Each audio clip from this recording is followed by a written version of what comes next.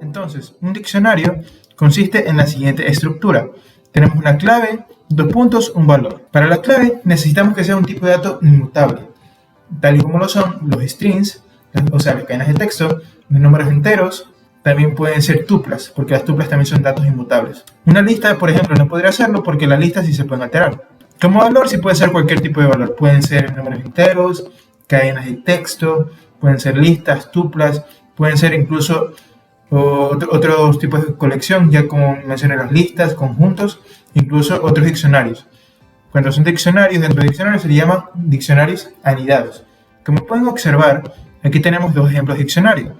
Una donde tenemos diferentes claves y diferentes valores guardados en cada clave, ¿no? Aquí tenemos otro diccionario de ejemplo que está guardado en una variable de teléfonos. Aquí cada clave corresponde al nombre de una persona y su respectivo valor corresponde a su número de teléfono. Ahora lo siguiente, ¿cómo hacemos para obtener el valor por medio de una clave? Pues lo que se hace en este caso, como podemos ver aquí en el ejemplo de teléfono, lo que tenemos que hacer es llamar a la variable, abrimos corchete y dentro del corchete escribimos la clave para poder obtener el valor que estamos buscando. Y como pueden observar, aquí tenemos el número de teléfono que corresponde a este usuario, Carlos. De hecho, aquí podemos poner un string para que se entienda mejor. Aquí podemos poner Carlos, dos puntos, coma para que represente el espacio. Vamos a volver a correr el código y podemos observar que aquí dice Carlos junto a su respectivo número. Modificar valores del diccionario. Lo que se tiene que hacer es llamar a la variable que contiene el diccionario, poner entre corchetes y por medio de la clave accedemos a ese valor.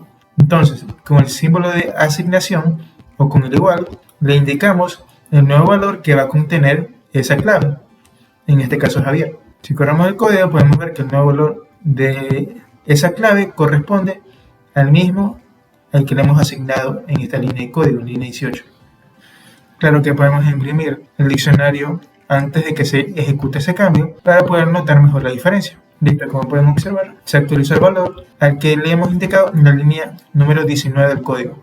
Ahora, ¿qué pasa si la clave no existe? Entonces, si nosotros intentamos asignarle un valor a una clave que no existe, lo único que va a pasar es que la clave que intentamos buscar se va a añadir como clave en el diccionario y va a tener como valor el que se le asignó. Otra forma de obtener valores. Una forma muy eficiente de asegurarnos de que una clave exista, porque si intentamos obtener un valor por medio de una clave que no existe, esto nos va a generar un error. Entonces, para asegurarnos de que no pase eso, podemos optar por usar la función get. Entonces aquí vamos a poner valor, podemos poner teléfonos, ponemos .get para poder usar la función. Y aquí va a ser como parámetro dos cosas. Una va a ser la clave, para asegurarnos que la clave exista. Por ejemplo, podemos poner la clave yo. Y si esta clave no llegase a existir, por defecto me va a retornar un tipo de dato llamado none, o sea, nada. Pero el otro parámetro que puede recibir es qué me va a devolver en caso de que no exista dicha clave.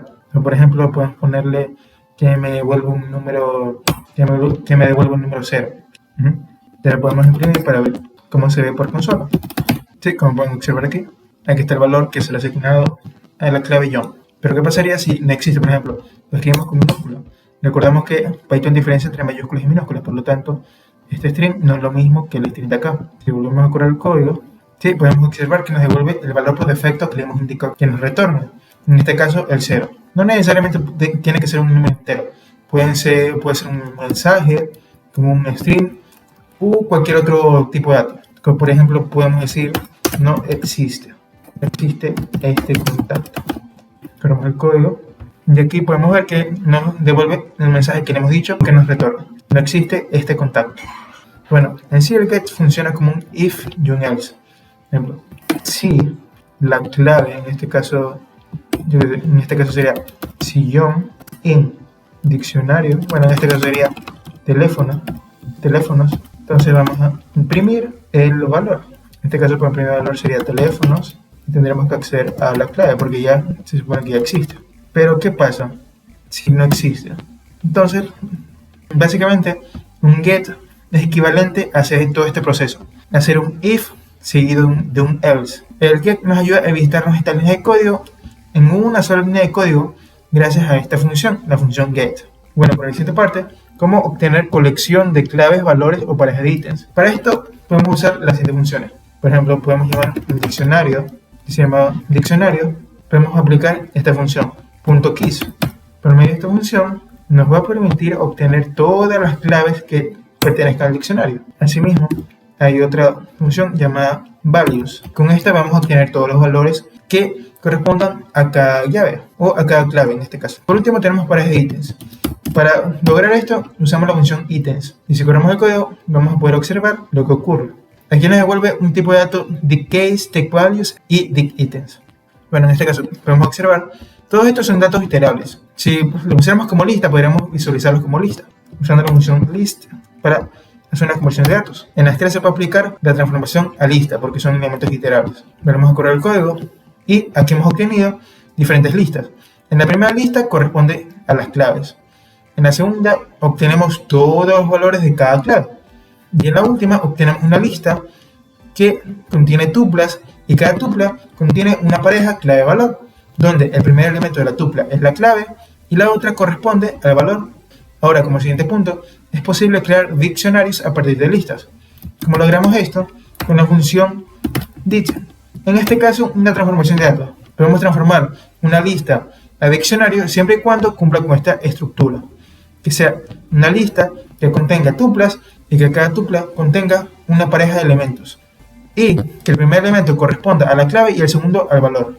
Recordando que la clave tiene que ser un tipo de dato inmutable. Como pueden observar, hemos obtenido el siguiente diccionario, donde las claves corresponden al primer elemento de cada pareja de tuplas y el segundo corresponde al valor. ¿Qué pasa si a esto le aplicamos la función o el método ítems? En este caso, nos devolvería la lista que tenemos inicialmente, pero con un tipo de dato dict items, que se puede transformar a lista usando el método list, para transformar este elemento iterable a un tipo de dato lista. Ahora, se pueden actualizar las parejas clave-valor a partir de otro diccionario. ¿Cómo hacemos esto? Entonces, para efecto de esto vamos a guardar, vamos a poner un nuevo, vamos a guardar este valor aquí. Listo, ahí tenemos un nuevo diccionario. En este caso, para hacerlo o para visualizarlo vamos a hacer un print. Vamos a llamar a uno de los diccionarios que tenemos definidos. En este caso va a ser el diccionario llamado diccionario. Y vamos a aplicarle esta función update, que recibe como parámetro un nuevo diccionario. Vamos a poner el diccionario antes del cambio para que se pueda ver la diferencia. Sí, como pueden observar aquí, hacerle un none. ¿Y por qué hacerle un none? Lo que pasa es que esta función no retorna ningún valor. Por lo tanto, no es necesario guardarla en ninguna variable. Y tampoco podemos imprimirla, porque, como ya mencioné, no retorna ningún valor. Entonces, solo llamamos a la función y aplicamos la función directamente sobre ella. Y en la siguiente línea ponemos imprimir el diccionario para que se puedan visualizar los cambios. Como pueden ver, aquí se ha actualizado el diccionario. Se han agregado todas las claves del nuevo diccionario que he creado en esta parte anterior del código. De este modo, podemos agregar varias claves a la vez, en lugar de una por una, asignando los valores de manera manual, donde me tocaría llamar a la variable donde está guardado el diccionario y ingresar clave por clave y asignándole un valor a cada clave. Anidar un diccionario dentro de otro diccionario. Entonces, ¿cómo hacemos esto? Vamos a hacerlo de la siguiente manera. Vamos a llamar al diccionario. Vamos a ponerle una clave. La clave va a ser otro diccionario. Otro dict. Así. Otro diccionario. ¿Ya? Entonces, vamos a asignarle un valor que va a ser este diccionario llamado dict3. Y ahora vamos a visualizarlo. Ponemos un print, llamamos a la variable, corremos el código y observemos qué pasa. Sí, como podemos observar, aquí tenemos la clave otro dict y ese otro dict corresponde precisamente a un diccionario que contiene sus propias claves y sus propios valores. También se puede navegar en él. Entonces, ¿cómo hacemos eso? Por ejemplo, vamos a imprimir lo siguiente. Vamos a poner diccionario. Vamos a entrar por medio de la clave a otro dict Ya. Cuando hacemos esto, hemos accedido a este valor que corresponde a este diccionario anidado. Entonces, ya que este valor corresponde al de un diccionario, podemos hacer lo mismo. Podemos abrir corchetes y podemos llamar a una de sus claves. En este caso, vamos a poner la clave 2. Y ahora, todo esto corresponde a esta lista de acá. Y en este caso, vamos a acceder al string mesa por medio del índice 0. Corramos el código y observemos qué es lo que ocurre. Como pueden observar, aquí tenemos el string mesa. Ponemos print y si recorremos de esta forma, estaremos recorriendo únicamente por claves, como van a observar a continuación. Estas son todas las claves del diccionario llamado diccionario. Así mismo podemos hacer otro diccionario, por ejemplo el de teléfonos. ¿Sí? Y aquí tenemos todos los nombres de cada una de las claves del diccionario de teléfonos. ¿Sí? También podemos recorrer por claves. Entonces, la estructura es la misma. Ponemos .keys para poder acceder a las claves y estaremos recorriendo por medio de las claves. Igual que si no hubiésemos llamado la función keys, con la diferencia que esto es un tipo de dato iterable llamado digKeys. A continuación tenemos otro método o forma de recorrer, que es por valores. Volvemos a copiar este ciclo for. En este caso ya no va a ser key, será values. Corremos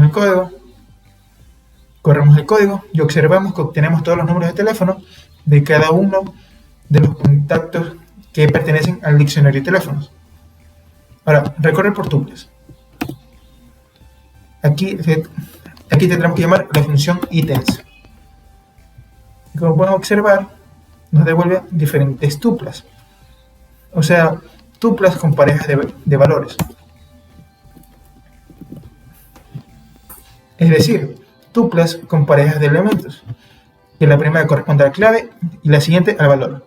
Aquí también podríamos desempaquetar estas tuplas colocando o ubicando en el ciclo for dos variables, en este caso k y v. Ahora corremos el código para visualizarlo mejor y obtenemos este resultado. Primero las claves, espacio y luego valor. Ya por último tenemos un pequeño ejercicio, que es transformar esta lista a diccionario. En este caso, ¿cómo lo hacemos? Llamamos el método dit, ubicamos la variable ahí e imprimimos. Hemos obtenido la clave A, un valor, la otra clave y otro valor. ¿Qué pasa? ¿Por qué no salieron 2A y con sus respectivos valores 5 y 6? Hay una única clave que corresponde al carácter A. ¿Y por qué es esto? Porque en los diccionarios no se pueden repetir claves. Y si se repiten las claves, se toma el último valor encontrado, que corresponda a esa clave. En este caso, el diccionario toma el último valor que encontró, que sería lo que corresponde al número 6. Ya el 5 no se lo tomaría en cuenta. O mejor dicho, no es que no se lo tome en cuenta, se actualiza el valor. La clave string A pasó a actualizar su valor de 5 a 6. Y eso será todo lo que corresponde a diccionarios.